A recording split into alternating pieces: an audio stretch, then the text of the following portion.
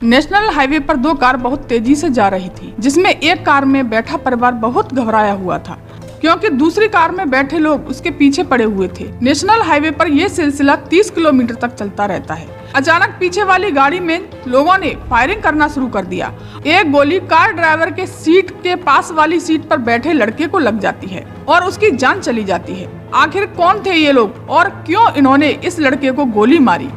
जब इस बारे में पुलिस ने पता लगाया तो मालूम पड़ा कि इनको गलतफहमी हो गई थी कि गाड़ी में गौ तस्कर भाग रहे हैं, तो उन्होंने गाड़ी रोकने की कोशिश की, मगर जब गाड़ी नहीं रुकी तो गोलियां चलानी पड़ी। तो किसने दिया इनको गोलियां मारने का अधिकार? गौ तस्करी का शक होने पर क्यों नहीं ली पुलिस की मदद? अगर ये गौ तस्कर नहीं थे तो ये क्यों भागे? नेशनल हाईवे पर 30 किलोमीटर तक ये सब होता रहा और पुलिस की पेट्रोलिंग टीम कहीं नहीं मिली। नमस्कार दोस्तों, मैं कृष्णा सिंह। इन सभी मुद्दों पर चर्चा करते हुए चलिए शुरुआत करते हैं। 23 अगस्त 2024 घटने वाली इस वारदात की कहानी को इसमें एक मासूम की जान चली गई। 23 अगस्त 2024 की रात फरीदाबाद में NIT के 5 नंबर में रहने वाले हर्षित और उसका भाई सैंकी, उसकी मां श्वेता गुलाटी और एक महिला रात में लगभग 11 बजे घर से नूडल्स खाने के लिए बाहर निकलते हैं और साथ में आर्यन जो कि उसके घर में किराए पर रहता था, उसको भी ले लेते हैं। हर्षित अपनी डस्टर कार निकालता है, पांचों उसमें बैठ जाते हैं और बैठकर पास में ही एक वर्धमान मॉल में जाते हैं। वहां नूडल्स खाते हैं, थोड़ी देर वहीं घूमते हैं, फिर वहां से निकलते हैं तो सेक्टर 21 के पास एक स्विफ्टर कार उसके आगे निकलती है, जिसमें कुछ लोग थे जो उन्हें रुकने का इशारा करते हैं। तो हर्षित इन लोगों को देखकर रोकता नहीं है, बल्कि और तेज कार कर लेता है। ये देखकर स्विफ्ट कार वाले भी उसके पीछे लगा देते हैं। गाड़ी भगाने के बाद हर्षित और उसकी मां सैंकी पर गुस्सा करने लगते हैं। उन दोनों का सैंकी पर गुस्सा इसलिए था क्योंकि कुछ दिन पहले ही उसका एक झगड़ा हो गया था, जिसमें एक FIR भी दर्ज हुई थी और 307 धारा लगी थी। 307 धारा हत्या की कोशिश के लिए लगाई जाती है। हर्षित नाराज होकर सैंकी से कह रहा था कि ये लोग तेरी वजह से आए हैं, हो ना हो ये वही लोग हैं जो आज बदला लेना चाहते हैं। ये सब सोचकर हर्षित गाड़ी को तेज भगाना शुरू कर देता है। भागते हुए वो दिल्ली आगरा हाईवे पर पड़ जाता है और 30 किलोमीटर तक स्विफ्ट कार वाले अपनी तरफ से हर कोशिश करते हैं उनको रोकने की, मगर हर्षित गाड़ी नहीं रोकता। ऐसे में वो दोनों कार गदपुरी टोल प्लाजा पार कर जाती हैं। टोल पार करते ही स्विफ्ट कार वाले गोलियां चलाना शुरू कर देते हैं। वो 4 गोलियां चलाते हैं, जिसमें तीसरी गोली हर्षित के बराबर में बैठे आर्यन मिश्रा के लग जाती है। आर्यन के गोली लगते ही गाड़ी में बैठे सभी लोग घबरा जाते हैं और गाड़ी रोक देते हैं। स्विफ्ट गाड़ी में 5 लोग बैठे थे और डस्टर के सामने आकर चौथी गोली और चलाते हैं। डस्टर में बैठी दोनों महिलाएं चीख पुकार करने लगते हैं। कार में महिलाओं की आवाज सुनकर उन लोगों को लगता है कि उन्होंने कोई गलत कार को घेर लिया है। ये वो लोग नहीं हैं, इसमें तो फैमिली है, और वहां से भाग जाते हैं। उन लोगों के वहां जाने के बाद मामला पुलिस तक पहुंचता है और आर्यन को हॉस्पिटल ले जाया जाता है, जहां डॉक्टर उसे मृत घोषित कर देते हैं। जब पुलिस मामले की तफ्तीश में लगती है तो 5 लोगों को गिरफ्तार किया जाता है। अनिल कौशिक, वरुण, कृष्णा, आदेश और सौरभ।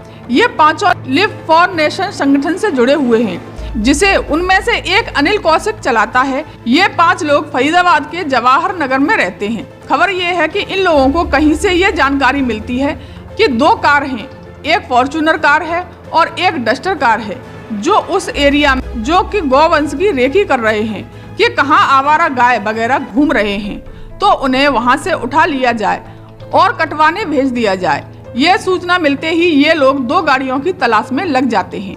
इन्हें फॉर्च्यूनर तो नहीं मिलती, मगर डस्टर मिल जाती है। इस डस्टर को रोकने की कोशिश करते हैं, जिसे हर्षित चला रहा था, मगर डस्टर नहीं रुकती, बल्कि और तेज भगा दी जाती है। तो इन्हें लगता है ये हो ना हो वही तस्कर हैं, इसीलिए भाग रहे हैं। ये लोग अपनी स्विफ्ट से डस्टर का पीछा करते हैं। 30 किलोमीटर तक पीछा करने के बाद ये कार पर गोलियां चलाना शुरू कर देते हैं और एक गोली आर्यन मिश्रा को लग जाती है। इसी घटनाक्रम में अनिल कौशिक की मां का कहना है कि उनका बेटा बेकसूर है, वह एक गौरक्षक है और आए दिन गौरक्षा के लिए निकलता है और उस रात पहले गोलियां डस्टर कार से चलाई गई थी।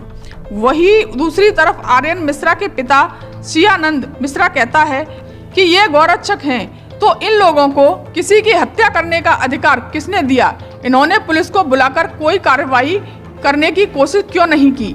ये सारा हत्याकांड 30 किलोमीटर तक चलता रहा और इतना सफर तय करने के बाद भी कम से कम 20 मिनट के आसपास का समय लगता है। जब यदि 112 पर कॉल किया जाए तो बल्कि पुलिस महज 5 मिनट में आप तक पहुंच जाती है। उन्होंने ये भी कहा कि 30 किलोमीटर के सफर में एक भी पेट्रोलियम टीम क्यों नहीं मिली? पुलिस इस केस को गंभीरता से नहीं ले रही है। पुलिस का कहना है कि अभी आरोपियों का कोई ऐसा तथ्य नहीं मिला है कि जिसके आधार पर यह कहा जा सके कि ये किसी गौरक्षक संगठन से जुड़े हैं। जबकि अनिल कौशिक के घर पर लिखा हुआ है live for nation team. Anil Kaushik के घर पर 2 गाड़ियां मिलती हैं। एक एम्बुलेंस जिसमें पशुओं को रखा जाता है, जिसमें पशुओं का इलाज करने के लिए ले जाते हैं। दूसरी गाड़ी होती है, उस पर गौरक्षक दल लिखा हुआ होता है। इस पर संगठन का नाम लिखा होता है, लिव फॉर संगठन की टीम अनिल कौशिक। अब सवाल ये है कि कितना उसकी जांच होगी, लेकिन कक्षा 12 का पढ़ने वाला छात्र था, उसकी हत्या हो जाती है। उसके परिवार वालों को बेहद ही अफसोस और दुख होता है। साथ ही सोशल मीडिया पर यह खबर चलती है तो लोगों को बड़ा ही दुख होता है और गुस्सा भी आता है कि किसने अधिकार दिया इन गौरक्षक वालों को जो कि वो गोलियां चलाएं। आखिरकार कोई ऐसे कैसे कर सकता है? वो सीधा पुलिस का सहारा न लेके खुद गोली मार रहा है। इस घटना को दोस्तों बताने का उद्देश्य केवल यही है, किसी को परेशान करना, किसी को दुख पहुंचाना, चोट पहुंचाना नहीं है, बल्कि जागरूक करना है। हम चाहते हैं कि दोषियों को कड़ी से कड़ी सजा मिलनी चाहिए। ऐसी ही सत्य घटना के लिए आप हमारे YouTube चैनल पर बने रहिए। लाइक कीजिए, शेयर कीजिए, सब्सक्राइब कीजिए। धन्यवाद।